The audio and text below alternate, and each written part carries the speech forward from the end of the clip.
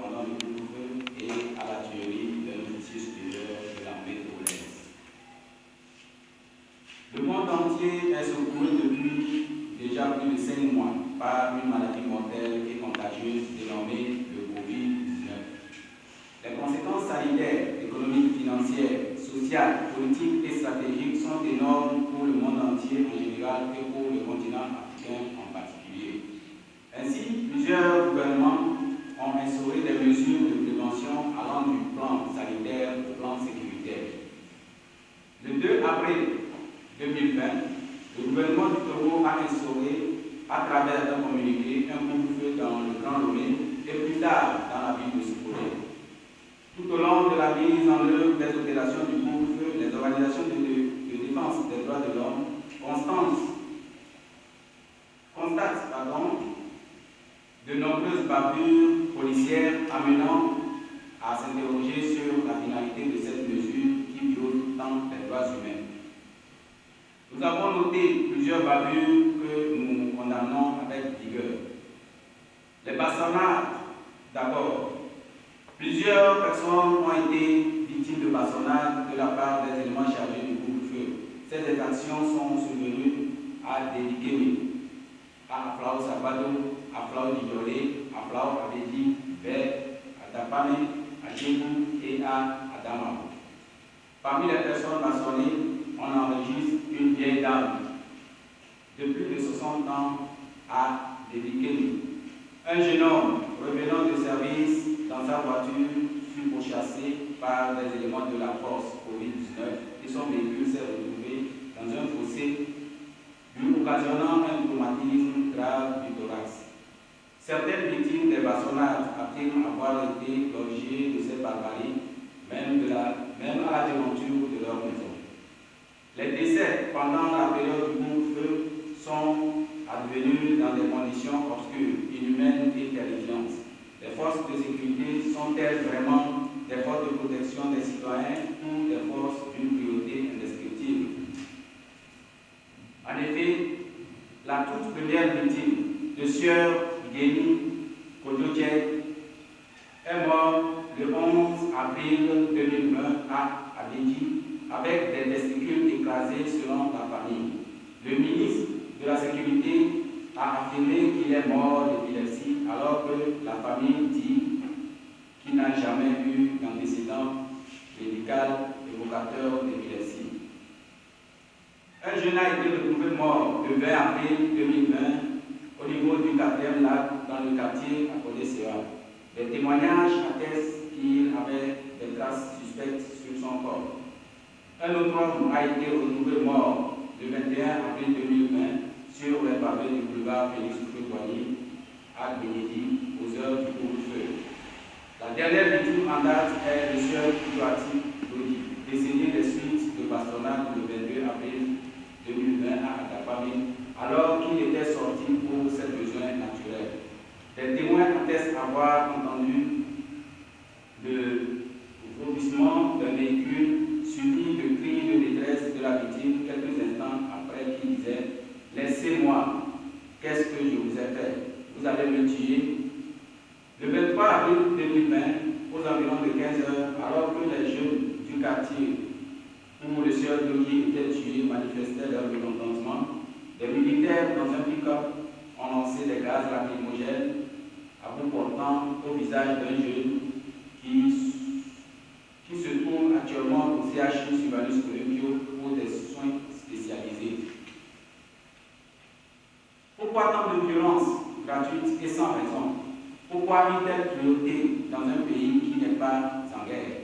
Pourquoi ce mépris répété des forces de l'ordre qui font régner la terreur comme si elles sont au-dessus de toutes les lois?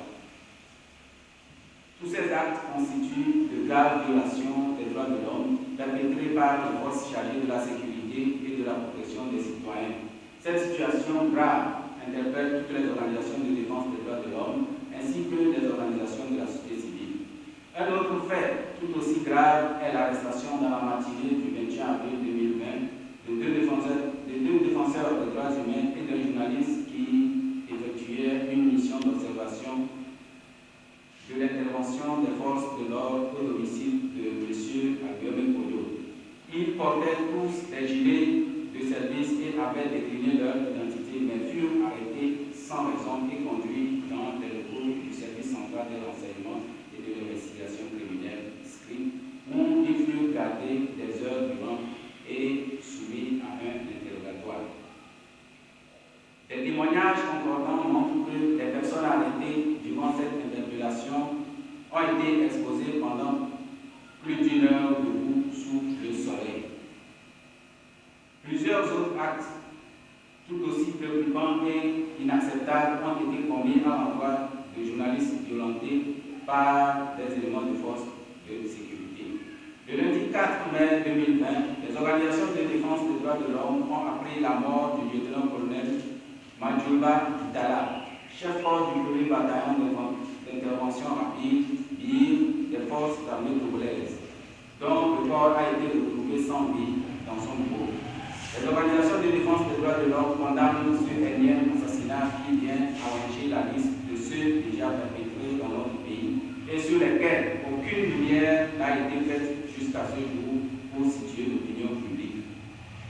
On dit toujours qu'une enquête est ouverte, mais non seulement elle n'est jamais fermée, mais plus encore, les résultats ne sont jamais connus. Pourquoi? À qui profitent ces assassinats, ces crimes odieux? Une enquête est ouverte.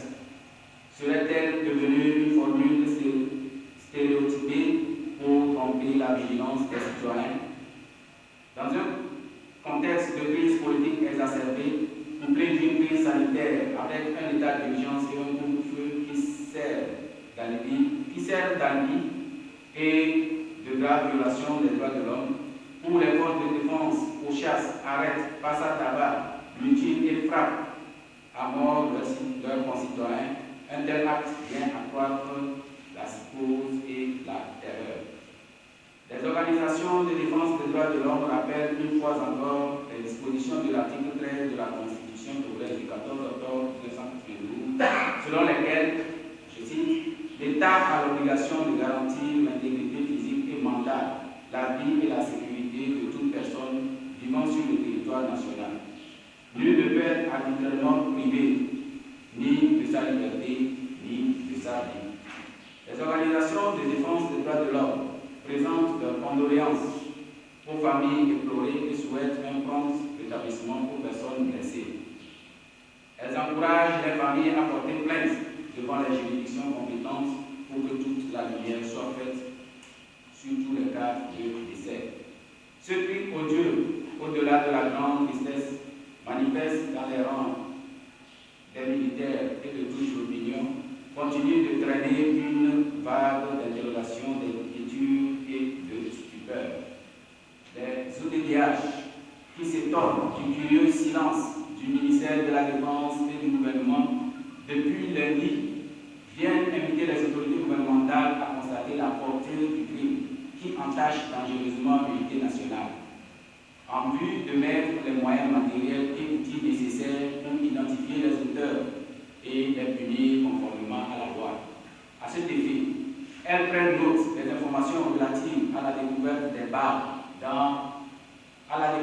d'une balle dans le corps après autopsie et elles demandent que les analyses balistiques soient effectuées sur cet outil du crime afin de retrouver l'utilisateur de l'arme utilisée pour la manifestation de la vérité.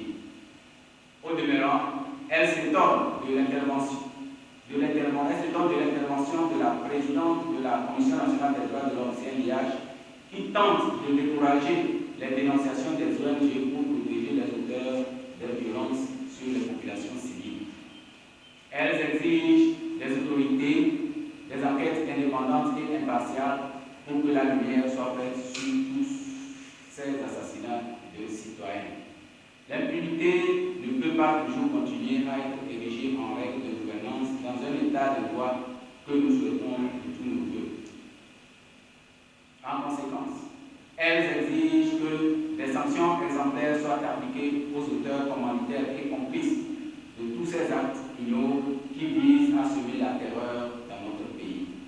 Les organisations de défense des droits de l'homme apportent tout leur soutien et disponibilité aux familles qui auront besoin de leur accompagnement prévoit de recourir à des manifestations dans les prochains jours afin d'exiger que justice soit rendue dans le cadre de toutes ces bavures.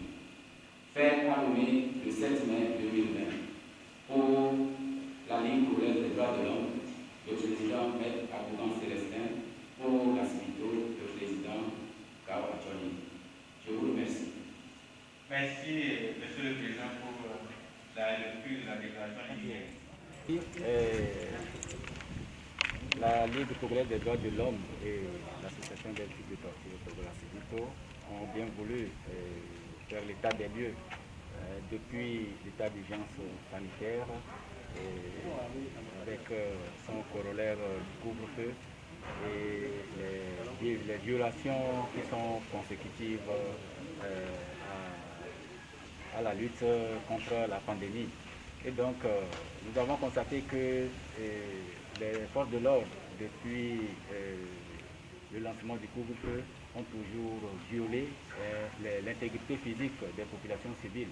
Et nous avons enregistré plusieurs cas de plaintes relatives aux répressions sanglantes, des cas où mort s'en est suivi, malheureusement pour certaines victimes. Et donc, nous sommes aussi consternés de constater que après la plainte que la famille des victimes, de la victime d'Adapamé, après la plainte au tribunal de Lomé, les familles continuent par recevoir des pressions de la part de certaines personnes non identifiées. La dernière fois, nous avons été alertés que le témoin, le principal témoin, a reçu la visite de 2 personnes qui se sont introduites à son domicile sans décliner leur identité pour l'auditionner par rapport à ce qu'elle a pu entendre la nuit du crime. Et donc, ces personnes qui n'ont pas laissé leur identité et qui sont reparties, et cela a échappé également à la famille de la victime. Nous constatons simplement que, au-delà des intimidations, il s'agirait réellement des menaces qui pèsent sur les familles des victimes. Et nous demandons aux autorités en charge de ce dossier, que ce soit sur l'angle judiciaire que sécuritaire, qu'ils entendent raison pour laisser la justice faire son travail. Et également, nous interpellons le procureur de la République pour qu'il prenne des dispositions pour mettre en sécurité ces familles. Et donc, nous en étions là quand le lundi dernier, nous avons appris par voie des réseaux sociaux et des médias privés le meurtre d'un officier supérieur, chef de garnison du 1er bataillon d'intervention rapide, dit désormais feu colonel Majouba, qui a été retrouvé sans vie dans son bureau. Et cela nous a beaucoup indignés. Et au-delà, nous avons constaté vraiment qu'il existe une vive inquiétude au sein des populations togolaises. Et nous avons bien voulu interpeller les dirigeants afin que justice soit faite dans cette affaire. Et nous avons pris note de ce que le procureur de la République a pu communiquer des suites des enquêtes où il est question d'une balle qui aurait été retrouvée dans son corps. Nous pensons que c'est le corps du crime qu'il faut exploiter précieusement pour identifier les auteurs. Et nous avons recommandé au gouvernement de mettre suffisamment les moyens à la disposition de cette enquête. Nous voulons parler des moyens matériels, des outils nécessaires afin d'aider à la balistique de cette balle qui a été retrouvée pour que l'auteur, sinon celui à qui cette arme a été dotée, soit identifié et que lumière soit faite. Et donc que les auteurs soient véritablement sanctionnés selon la rigueur de la loi. Parce que cela y va dans l'intérêt des autorités gouvernementales, puisque aujourd'hui, avec les manifestations qu'on a constatées à Toufelbourg, ça entache beaucoup la sécurité et la paix nationale. Et donc c'est le tissu de l'unité sociale qui est en train d'être défiguré.